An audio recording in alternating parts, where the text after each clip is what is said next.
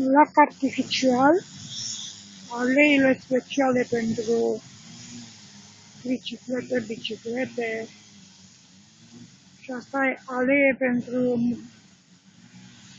persoane mature, biciclete mari. Blocurile de pe cornișei capătul dinspre spital. Vom merge în alee. O trimit unei prietene. Nu crede că s-a schimbat în 2 ani. Da. I-am schimbat cartierul în 2 ani. Nu, nu e adevărat. Uite, ești parte. Și mă duc acolo toate vilele alea frumoase. Da. Hai.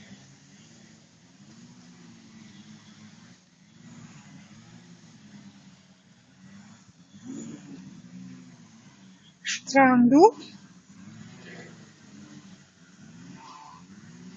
Hai, fuga.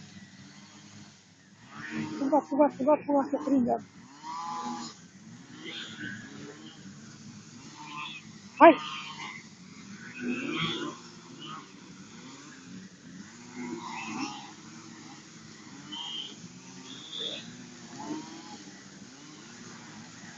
Hai, arată-mi drumul. Strandul în mare.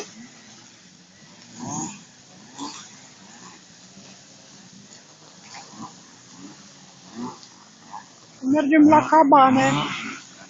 Nu la vile, la cabane. Hai la cabane. Hai.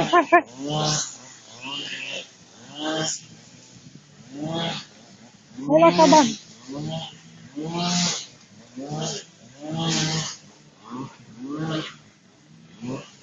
Cabane de vară ca la americani. Pe partea de vest a parcului. Numai materiale subțiri, numai garduri transparente.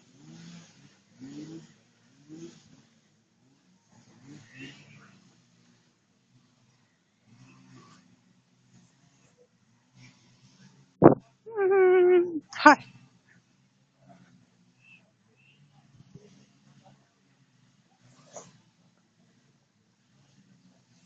Și aleile cu scop bine definit.